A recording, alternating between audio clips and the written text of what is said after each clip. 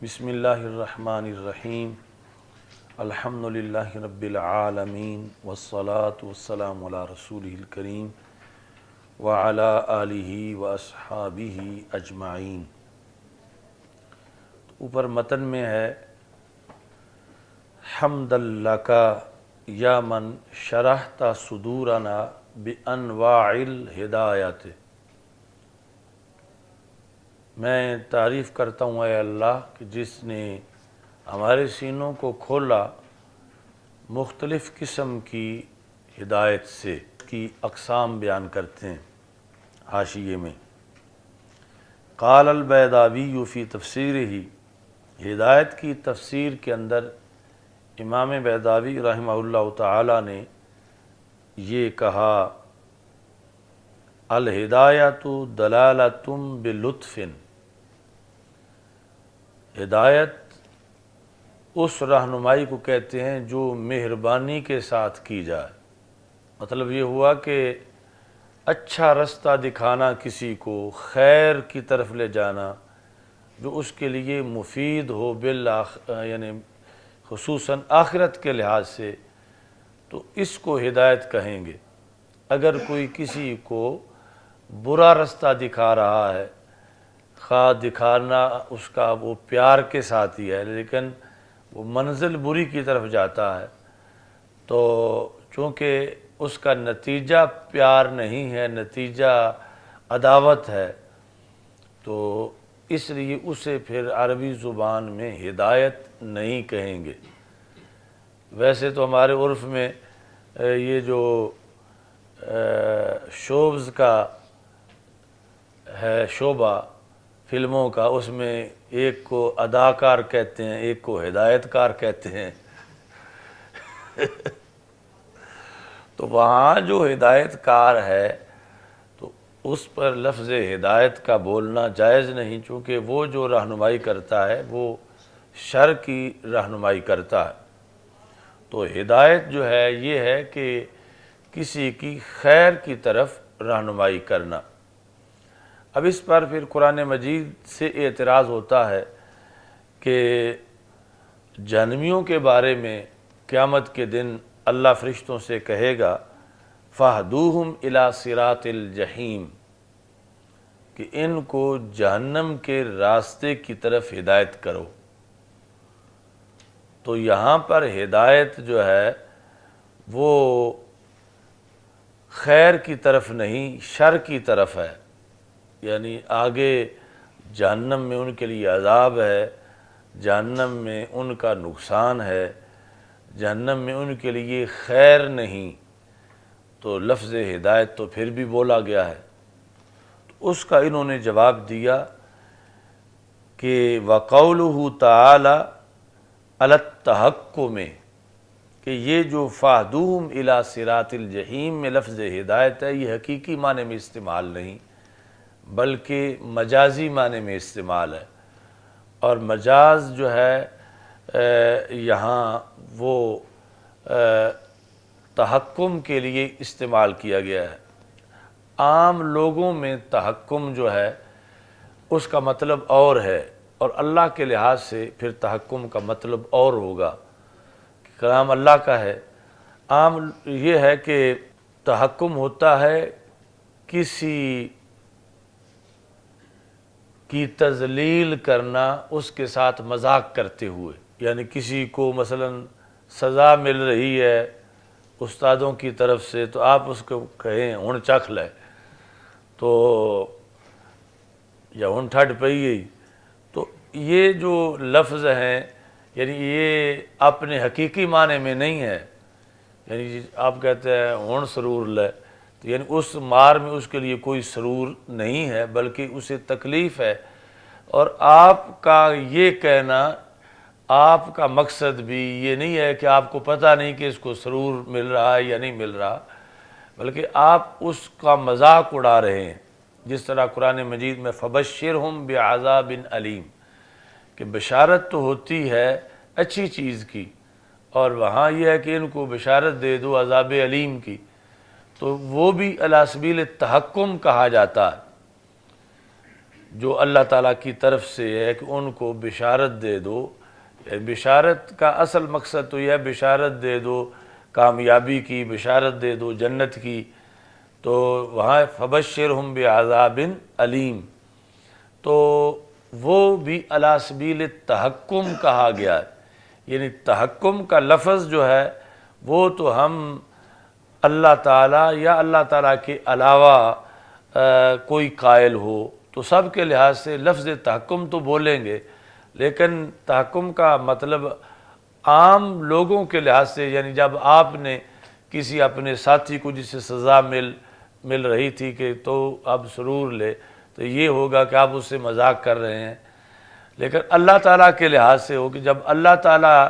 یہ کہہ رہا ہے کہ ان کو ذرا گائیڈ کرو جہنم کی طرف یا ان کو بشارت دو دردناک عذاب کی، تو یہ تحکم ہے اللہ کی طرف سے.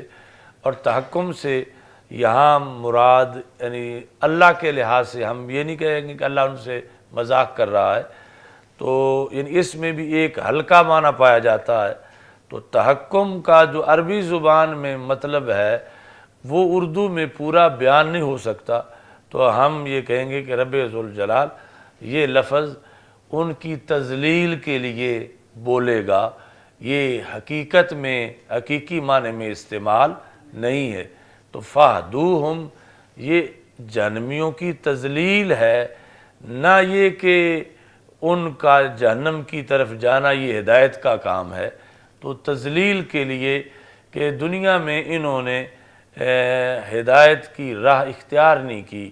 تو یہ پھر اسی کے مستحق ہیں کہ ان کو کہا جائے کہ اب جہنم والی تم ہدایت لے لو. تو اس بنیاد پر یعنی اعتراض کا جواب ہوا کہ اعتراض تمہارا تب بنتا تھا جب یہاں فاہدوہم حقیقی معنی میں استعمال ہوتا، تو یہاں ہدایت حقیقی معنی میں استعمال نہیں ہے بلکہ تحکم کے طور پر ان کو یہ کہا جا رہا ہے. تو اس بنیاد پر ہمارے قانون پہ اعتراض نہیں ہوتا. وہ تب ہوتا کہ جب تحکم کے بغیر حقیقتاً ان کو کہا جاتا ہوتا. باقی آگے تحکم کی وضاحت کرتے ہوئے جب اللہ تعالیٰ کی طرف سے یہ ہے تو پھر کہیں گے کہ یعنی ان کی تذلیل کی خاطر انہیں یہ لفظ جو ہے وہ اللہ تعالیٰ کی طرف سے بولے جائیں گے کہ وہ اچھی طرح ذلیل ہوں. اچھا جی، آگے کہتے ہیں کہ اگر ہدایت کی اقسام کوئی بیان کرنا چاہے تو اتنی ہیں کہ بندہ گن ہی نہیں سکتا. تو جب ایسی صورتحال ہو تو پھر وہاں اجناس بیان کر دی جاتی ہیں. ایک جنس کے اندر آگے ہزاروں انواع آ سکتی ہیں ایک ہی جنس کے لحاظ سے. تو اس بنیاد پر انہوں نے کہا وَہِدَایَةُ اللَّهِ تَعَالَى، اللہ کی طرف سے جو ہدایت ہے، یعنی چونکہ لفظ ہدایت غیر اللہ کی طرف بھی تو منسوب ہوتا ہے، وَإِنَّكَ لَتَهْدِي إِلَى صِرَاطٍ مستقیم، کہ رسول اکرم صلی اللہ علیہ وسلم کو کہا گیا کہ آپ یقیناً صراط مستقیم کی ہدایت کرتے ہیں. تو ہادی ہونا تو جو اللہ کی طرف جب نسبت ہو کہ ہدایت اللہ دے رہا ہے، تو اس ہدایت کی جو اقسام ہیں وہ کسی شمار میں نہیں آتی. لا یحصیہا عدد، کوئی عدد ان کا احصاء نہیں کر سکتا، ان کا احاطہ نہیں کر سکتا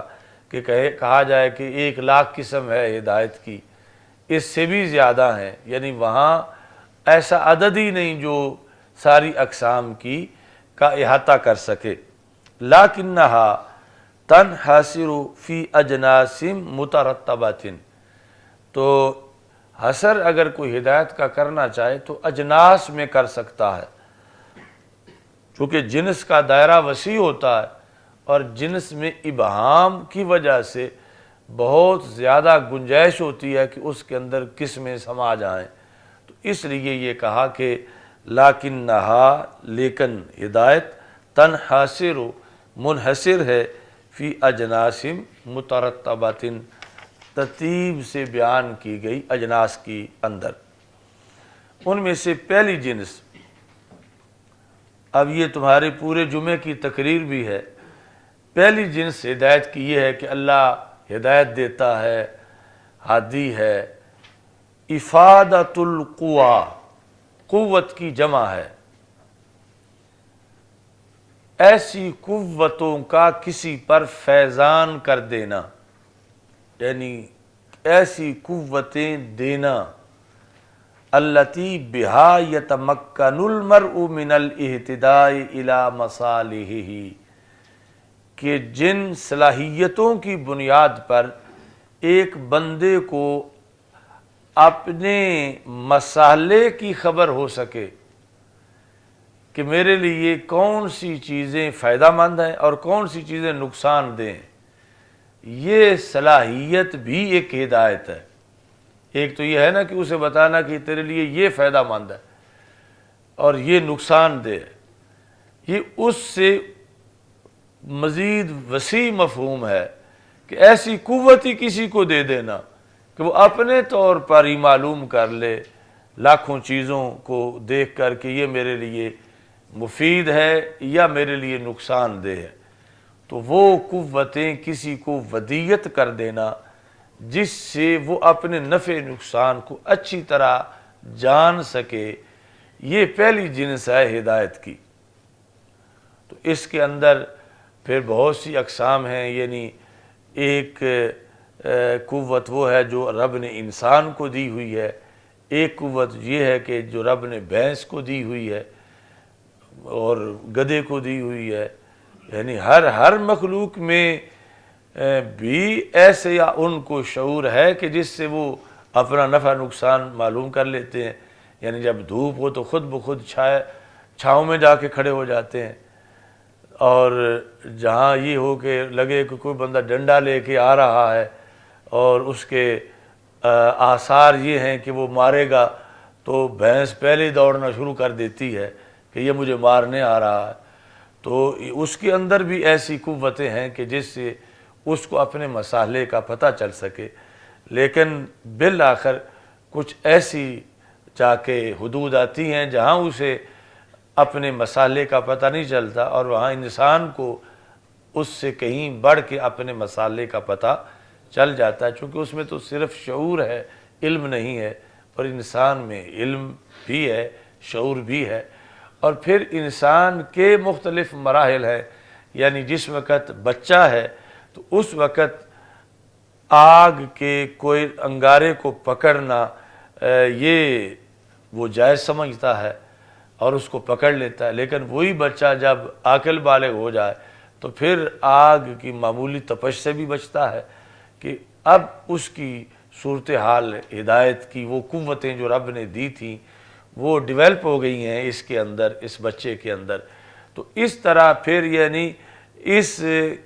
یہ جو ہدایت ہے کہ کسی کو ایسی صلاحیتیں دینا جس سے وہ اپنے نفع نقصان کو پہچان سکے، اس کی آگے کیٹاگریز لاکھوں تک پہنچتی ہیں، حشرات الارض کے لحاظ سے، حیوانوں کے لحاظ سے، مختلف چیزوں کے لحاظ سے، انسان کی مختلف حالتوں کے لحاظ سے، پھر پڑھے ہوئے اور ان پڑھ انسان کے لحاظ سے، پھر یہ ہے کہ اگرچہ پڑھا ہوا ہے لیکن اس وقت اس کی کیفیت کیا تھی کہ غصے میں تھا یا غصے میں نہیں تھا، یا اس وقت ارد گرد کا ماحول کیسا تھا، یعنی مثال کے طور پر کوئی دھماکہ ہوا ہے معاذ اللہ تو اب اس کی آواز کی جو فیصلے ہیں وہ متاثر ہوئے ہیں کچھ وقت کے لیے، ہو سکتا ہے کہ وہ اپنے لیے وہ فیصلہ کر لے کہ جو نقصان کا ہے اور اس کو فائدہ اس میں نہ ہو، کیونکہ اگرچہ ذی عقل ہے اور بڑا سمجھدار بھی ہے، لیکن اب جو ہے وہ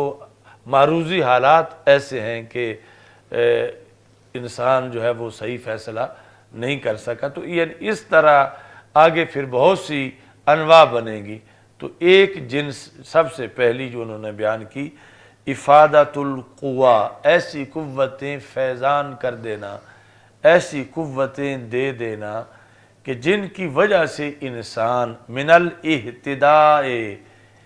ہدایت پا لے الا مصالح ہی، اپنے فائدے کی چیزوں کی طرف، کل قوت العاقلات، جس طرح کہ رب نے انسان کو قوت عاقلہ دی ہے، یعنی ایک تو قوت عاقلہ کا دے دینا بیک وقت کروڑوں چیزوں کا بیان انسان کو دے دیا،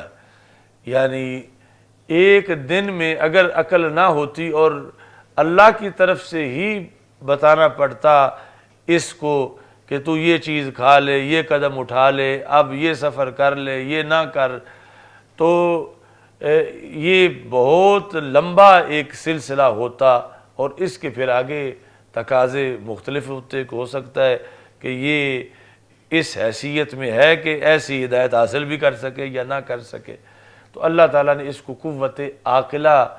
دے دی کہ جو یہ خود بخود اس کے ذریعے فیصلے کرتا رہے بلکہ اوروں کی بھی رہنمائی کرے، تو یہ قوت عاقلہ دینا اللہ کا بندوں کو یہ بھی ایک ہدایت ہے۔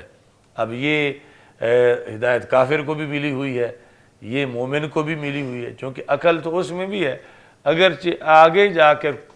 کچھ جگہ جو اہم ہے وہاں عقل فیصلہ صحیح نہیں کر رہی، لیکن یہ کہ میں دوائی استعمال کروں، میں بیمار ہوں، یہ کہ گرمی ہے میں سائے میں کھڑا ہو جاؤں، یہ کہ پیاس شدید ہے میں پانی پی لوں، یہ تو کافر کو بھی پتہ ہے۔ تو اس بنیاد پر یعنی یہ ہدایت کا مطلب وہاں بھی ہوگا، لیکن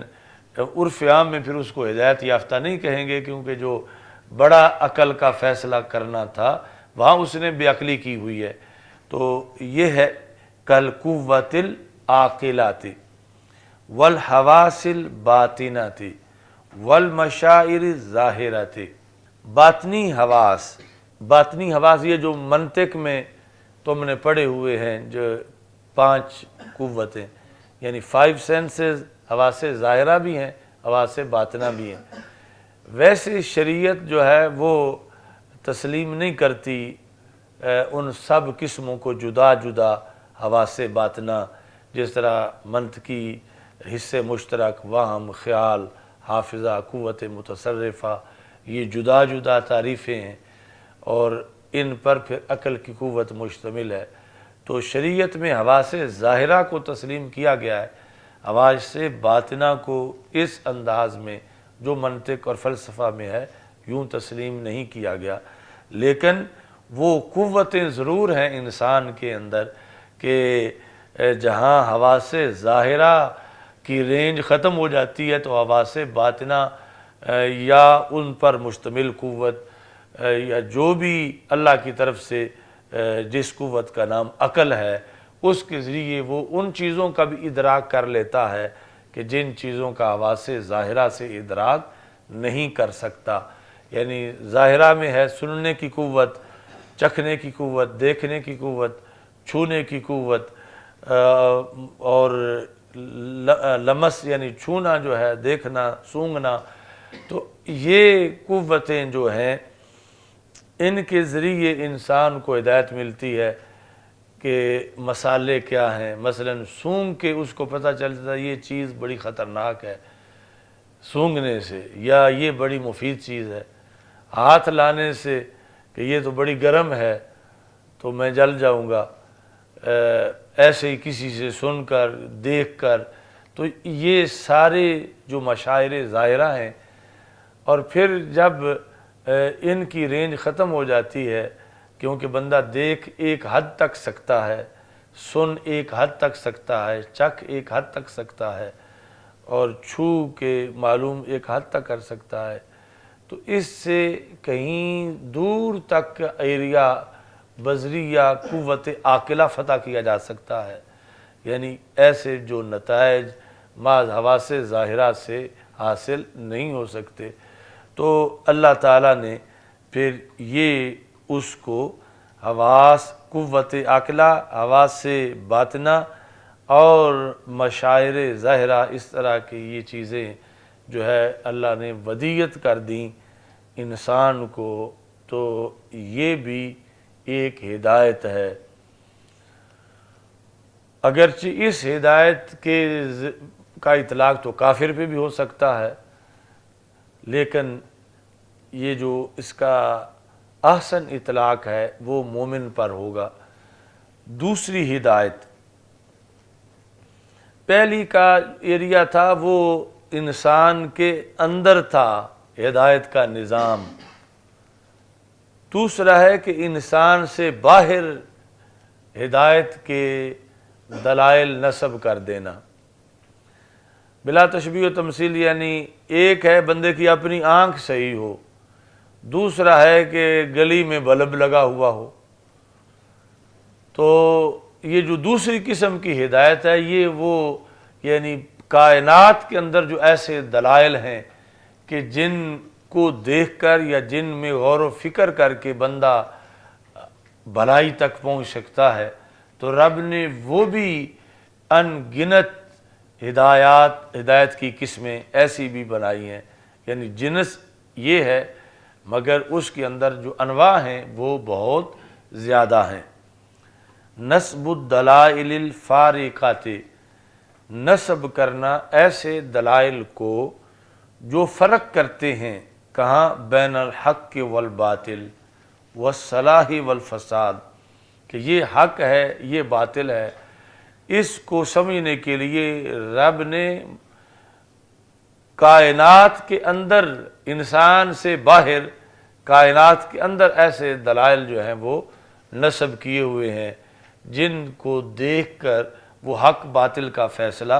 कर सकता है और सलाह और फसाद का फ़ैसला कर सकता है। यानी ये जो अलबारा तदुल्लु अलल बईर व आसारुल कदम तदुल्लु अलल मसीर फस्समाउ फीही अब्वाबुन वल अर्दु फीहा फिजाजुन अला ला तदुल्लु ज़ालिका अलल लतीफ़िल खबीर, के ये जो आपने नूर अनवार में भी पढ़ा होगा कि किसी ने चरवाहे से पूछा कि कायनात को देखकर हिदायत कैसे हासिल की जा सकती है, तो उसने कहा कि हम जिस वक़्त कहीं जाते हैं किसी जगह चरागाह में और वहाँ हमने होता है कि कोई पहले हमसे भी आया है या ये सब अभी ताज़ा चरागाह है चरने के लिए, तो उसने कहा कि ये हम रहनुमाई मेंगनियों के ज़रिए हासिल करते हैं कि वहाँ अगर मेंगनियाँ पड़ी हैं तो ज़रूर बकरियाँ आई हैं, ये नहीं कि कोई पैक करके वहाँ फेंक आया हो। यानी बकरियों के जाने पर अलबारा तदुल्लु अलल बईर, इसे लेदना जो है वो ऊँट पर दलालत करता है कि यहाँ से ऊँट गुज़रे हैं, और कदम के निशान जो हैं वो चलने वाले पर दलालत करते हैं। तो उसने कहा ये छोटी छोटी चीज़ें जब दलालत करती हैं ख़ास मफ़ाहीम पर, तो इतना खुला आसमान और इतनी खुली ज़मीन ये फिर अपने बनाने वाले पर क्यों नहीं दलालत करते, तो ये भी दलालत करते हैं। तो अब ये है कि वो दलाइल नस्ब किए हैं अल्लाह ने कायनात के अंदर कि जिनको देखने से हिदायत मिलती है, यानी आसमान को जो देखे तो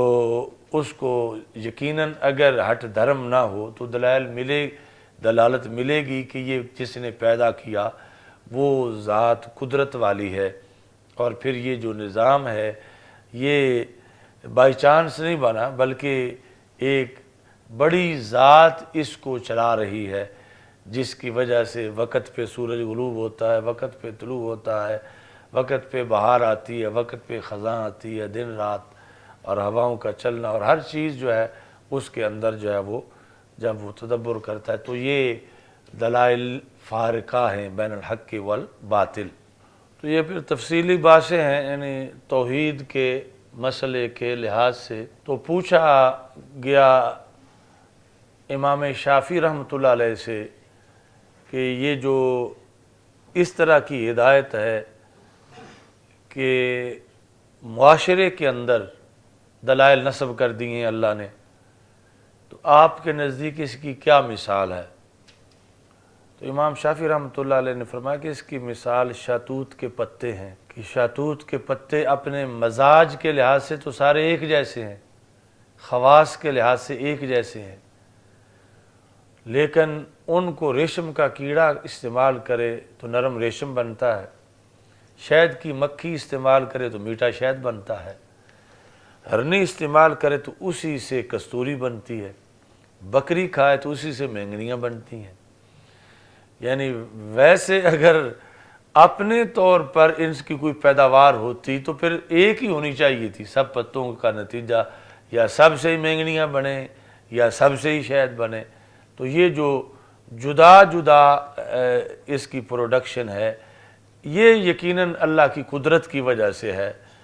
تو اس سے پتہ چلا کہ یہ بائی چانس کائنات نہیں بنی، اسے قادر مطلق نے جو مدبر ہے اس نے ان حکمتوں کے پیش نظر اس کو بنایا ہے۔ تو امام احمد بن حنبل سے اس سلسلہ میں پوچھا گیا کہ آپ کے نزدیک دلائل فارقہ کیا ہیں؟ تو آپ نے فرمایا کہ مرغی کا انڈا، اس میں اگر بندہ صرف اس میں ہی غور کر لے تو مشرک نہیں رہ سکتا۔ یعنی مرغی کا انڈا بولنے سے پہلے آپ نے اس کو مبہم طریقے سے بیان کیا۔ آپ نے فرمایا کہ ایک قلعہ ہے، اس کے اندر سونا ہے، باہر اس کے چاندی ہے، اور وقت معین پر جب اس قلعے کی دیواروں میں دڑار پڑتی ہے تو اندر سے ایک حیوان برآمد ہوتا ہے جو بولتا بھی ہے، سنتا بھی ہے۔ حالانکہ وہ قلعہ ہوا بند ہے، تو جو اس ہوا بند قلعے کے اندر کسی کو جان دے بھی سکتا ہے اور دے کے برقرار رکھ بھی سکتا ہے، وہ اللہ ہے۔ پھر پوچھا گیا کہ وہ کون سا قلعہ ہے، کہاں واقع ہے؟ تو انہوں نے کہا مرغی کا انڈا ہے، کہ یہ ہوا بند ہے، درمیان میں وہ زردی ہے، ارد گرد جو ہے وہ دوسرا پانی ہے۔ تو یہ ایسی صورتحال ہے کہ جب وقت معین پر وہ یعنی مرغی کی خصوصی گرمی پہنچ چکی ہوتی ہے تو انڈا ٹوٹتا ہے، تو اندر سے بچہ برآمد ہوتا ہے، تو وہ نکلتا ہی بول رہا ہوتا ہے اور سنتا بھی ہے۔ تو ایسے بند ماحول میں جہاں کوئی بظاہر امکان ہی نہیں کہ باہر سے اندر ہوا جائے اور کوئی زندگی کا تصور ہو، تو جو اس طرح کر کے زندگی دے وہ رب کائنات ہے، وہ وحدہ لا شریک ہے۔ امام مالک رحمۃ اللہ علیہ سے یہ پوچھا گیا کہ آپ کے نزدیک کیسے سمجھا جائے اللہ کی قدرت کو،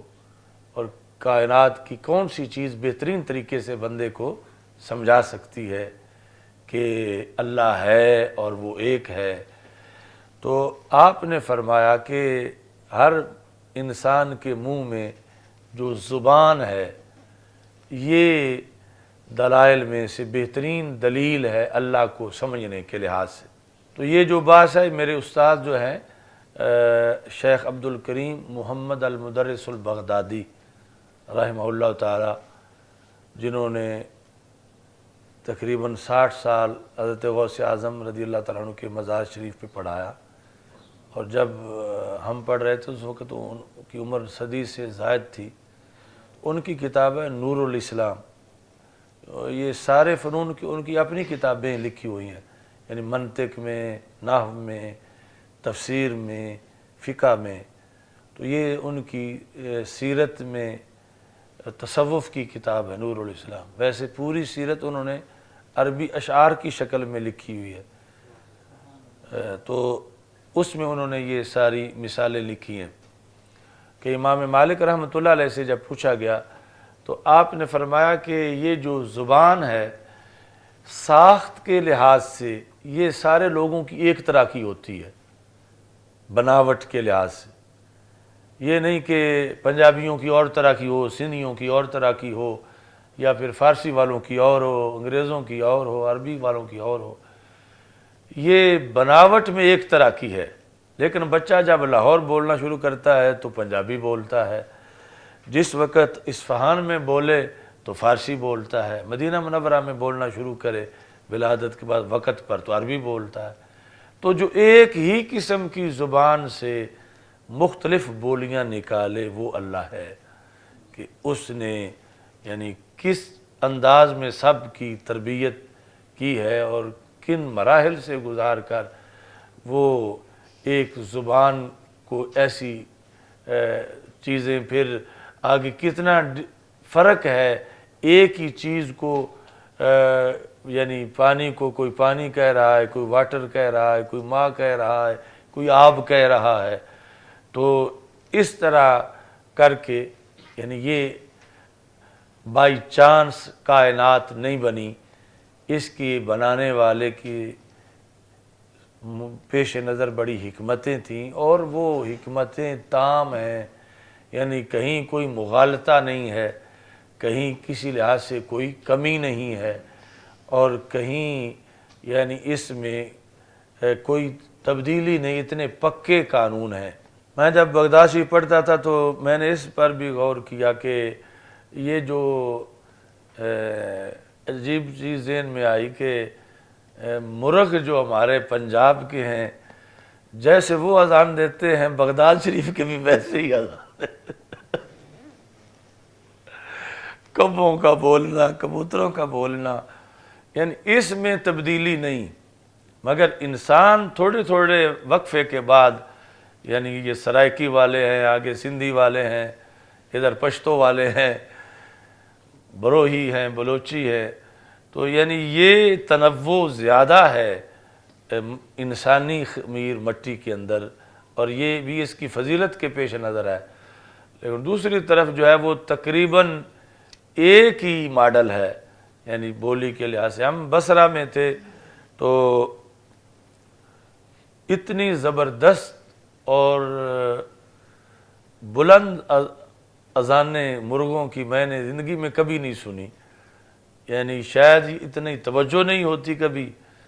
یعنی ایسے لگتا تھا جیسے ان کی آوازیں عرش سے ٹکرا رہی ہیں۔ بصرہ ایک رات ہم ایک دوست کے گھر رہے تو اتنے کثیر تعداد میں مرغ تھے، اور اتنا وہ اس میں حصہ لے رہے تھے اس ٹائم سحری کے وقت، کہ بیک وقت سینکڑوں آوازیں آ رہی تھیں اور بڑی زور زور کے ساتھ، لیکن وہ انداز ان کا وہی تھا جو ہمارے پنجابی مرغ جو ہیں جس طرح کے اذانیں دیتے ہیں۔ لیکن انسان کی جو بولی ہے یعنی زبان، اس میں اللہ ایسا نظام فٹ کر رکھا ہے کہ جس طرح کا ایریا ہے اور والدین ہے، وہ چیز یعنی خود بخود بچہ جو ہے وہ بولنا شروع کر دیتا ہے۔ تو تین اماموں کی آپ کو بتا دیں۔ امام اعظم ابو حنیفہ رحمہ اللہ تعالیٰ سے جب آپ کوفہ میں بغداد شریف میں تھے تو دہریوں کے ساتھ مناظرے والی وہ مشہور بات جو ہے کہ آپ سے جب انہوں نے مناظرہ جو ہے وہ شروع ہوا کہ وجود باری تعالیٰ پر، تو آپ نے، چونکہ بغداد شریف کے دو حصے ہیں، ایک کو کرخ کہتے ہیں، دوسرے کو رصافہ کہتے ہیں، یعنی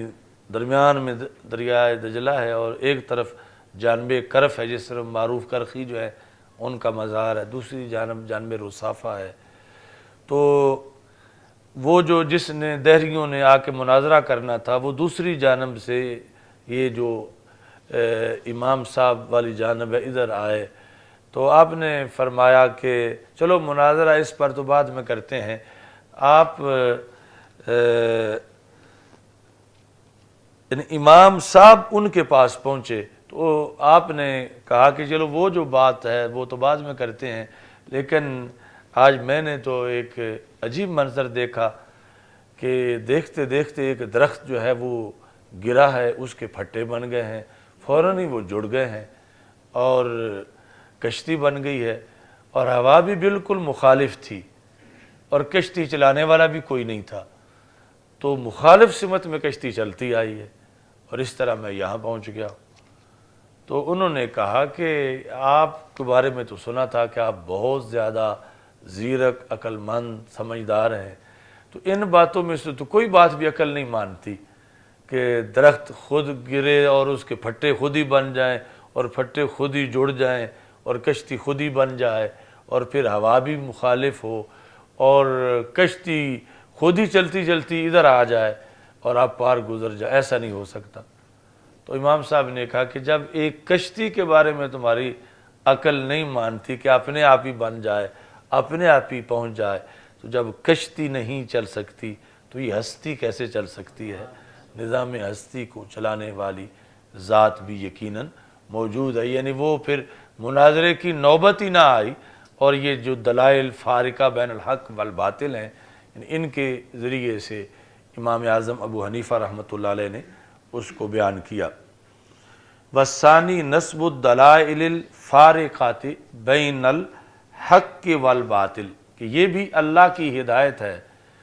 کہ اس نے ماحول میں، کائنات کے اندر دلائل جو ہیں وہ نصب کر دیے ہیں، اور یہ پھر بندے کی اپنی اپنی صلاحیت کے لحاظ سے ہے کہ وہ کون کون سے دلائل پڑھتا ہے، سمجھتا ہے، اور ان کے ذریعے پھر پہنچتا ہے۔ یعنی کچھ تو وہ دلائل ہیں کہ جن کے لیے پھر بڑا انسان زیرک ہو یا بہت زیادہ تعلیم حاصل کرے تو پھر پتہ چلتا ہے، لیکن کچھ جو ہیں وہ بالکل واضح ہیں، ہر ان پڑھ، ہر بدھو جو ہے وہ بھی ان کو دیکھ کے سمجھ سکتا ہے۔ تو یعنی اس کے اندر بھی بہت سی کیٹیگریز ہیں۔ یعنی انسان ایک تو ہے وفی انفسکم افلا تبصرون، یعنی انسان کے اندر کا جہان ہے، وفی الآفاق یہ باہر کا جہان ہے۔ تو انسان کے اندر کے علاوہ خود انسان کا جو ظاہر ہے، یعنی اس کے اندر بھی دلائل ہیں۔ یعنی یہ جو انسانی ہاتھ ہے، ایک انسان کا ہاتھ جو سب کی، یعنی یہ نہیں کہ کوئی خاص کسی انسان کا ہاتھ ہو، یعنی یہ انگلیاں ہونا، یہ لائنیں ہونا، یہ ناخن ہونا، یہ تو ہر انسانی ہاتھ میں ہے۔ تو یعنی یہ اگر چپٹا سا اس طرح کا چپو ہوتا، یہ انگلیاں نہ بنی ہوئی ہوتی، تو پھر اس کی افادیت وہ نہ ہوتی جو اب ہے۔ پھر اس طرح کر کے کسی کو مارا تو جا سکتا تھا، مگر یوں کر کے کسی کو پکڑا نہیں جا سکتا تھا، تھاما نہیں جا سکتا تھا۔ تو اللہ تعالیٰ نے پھر اس میں یعنی یہ آدھا حصہ، اور اگر ساری انگلیاں ہوتی، ہتھیلی نہ ہوتی، تو پھر وہ پکڑا اس طرح جا سکتا تھا سٹیرنگ کو جس طرح۔ لیکن بہت سے مواقع وہ ہیں جہاں تو اتنے حصے کا دخل ہے کہ کوئی چیز اس پہ کھڑی کی جا سکے، تھامی جا سکے، پانی کی طرح کوئی۔ تو اللہ تعالیٰ نے پھر آدھا ہاتھ اس طرح کا رکھا کہ جس سے کوئی چیز نیچے پانی جیسی بھی ٹپک نہ سکے، بلکہ اوپر جو ہے وہ کھڑی ہو، باقی میں درمیان میں جو ہے وہ فاصلہ رکھا۔ اب یہ انگلیاں اگر صرف ان میں فاصلہ تو ہوتا، مگر ان میں یہ جوڑ نہ ہوتا نیچے والا، تو پھر بھی اس کا فائدہ تھوڑا ہوتا، یہ اچھی طرح پکڑ نہ سکتی۔ پھر صرف ایک جوڑ ہوتا تو پھر بھی فائدہ نہ ہوتا، پھر دو جوڑ ہے، پھر تین جوڑ ہے، اب جو ہے وہ پوری طرح احاطہ کر سکتی ہے چیز کا۔ اور اگر یہ انگوٹھا بھی ادھر ساتھ ہی ہوتا تو پھر بھی وہ فائدہ نہ ہوتا جو اب ہے کہ ایک طرف سے یہ اکیلا ہوتا ہے، دوسری طرف سے وہ، تو مجموعی طور پر پھر جو ہے وہ گرفت زیادہ ہوتی ہے، چونکہ انگوٹھا جو ہے۔ اب یہ ہے کہ اگر یہ سب کچھ ہوتا مگر اوپر ناخن نہ ہوتے تو پھر بھی وہ قوت ہاتھ میں نہ ہوتی جو اب ہے۔ یعنی یہ جس بندے کا ناخن اتر گیا ہو، کٹ گیا ہو، وہ سمجھتا میری تو پوری انگلی ضائع ہو گئی۔ یعنی اس کی بنیاد پہ ساری قوت جو ہے وہ بنتی ہے۔ اور یہ سب کچھ ہوتا مگر اندر جو ہے وہ لکیریں نہ ہوتی، تو پھر جو چیز بھی بندہ پکڑتا وہ مچھلی کی طرح اچھل کے گر جاتی۔ تو یہ پھر اندر لکیریں بھی جو ہے وہ بنائی۔ آگے پھر وہ آگے ہے اس کے بہت کہ لکیریں کس طرح کی ہیں، الٹی ہیں، سیدھی ہیں، یہ ہے وہ ہے، یعنی لکیروں تک کی جو دلالت ہے اس کے اندر بھی یعنی اللہ تعالیٰ کی کتنی قدرت ہے کہ کتنے کتنے منافع اس نے سامنے رکھ کے انسان کو احسن تقویم بنایا ہے۔ پھر جو ہے وہ مثلا انسان اپنے آنکھیں اور کان ہی دیکھ لے، اگر کانوں کی جگہ آنکھیں ہوتی اور آنکھوں کی جگہ کان ہوتے تو یہ بھی تو ایک سٹائل ہو سکتا تھا، لیکن یہ ہے کہ اس میں بڑے نقصانات تھے کہ سنی تو بات کہیں سے بھی جا سکتی ہے مگر دیکھا سامنے سے ہی جا سکتا ہے۔ اب آنکھیں دائیں بائیں جو ہیں وہ دیکھ نہیں سکتے، پھیرنا پڑے گا منہ، لیکن کان سائڈوں پہ بھی ہیں تو سن رہے ہیں۔ تو اگر یہاں آنکھیں ہوتی، یہاں کان ہوتے، تو پھر ہر بندہ ٹکراتا رہتا، کبھی دیوار کے ساتھ، کبھی کسی کے ساتھ، کبھی کہیں گر جاتا، تو کتنا نقصان ہوتا۔ تو یہ یعنی صرف انسان اپنے ظاہر کو ہی دیکھے، باطن تو بھی بڑی دور کی بات ہے، تو اس سے یعنی اس کو یہ پتہ چلے کہ اللہ نے کتنے دلائل نصب کیے ہیں جو صلاح اور فساد کے درمیان فرق کرتے ہیں اور حق اور باطل کے درمیان فرق کرتے ہیں۔ یہ ایک جنس ہے ہدایت کی دلائل فارقہ کے لحاظ سے۔ الحمدللہ رب العالمین والعاقبۃ للمتقین والصلاۃ والسلام علی رسول الکریم۔ استغفر اللہ لا الہ الا اللہ وحدہ لا شریک لہ لہ الملک ولہ الحمد وہو علی کل شیء قدیر۔ اللہم بارک اللہم بارک اللہم بارک اللہم بارک۔ ربنا آتنا من لدنک رحمہ وہیئ لنا من امرنا رشدا وصلی اللہ تعالی علی حبیبہ خیر خلق سیدنا مولانا محمد۔ توحید و رسالت کا نعرہ دنیا میں لگانے نکلے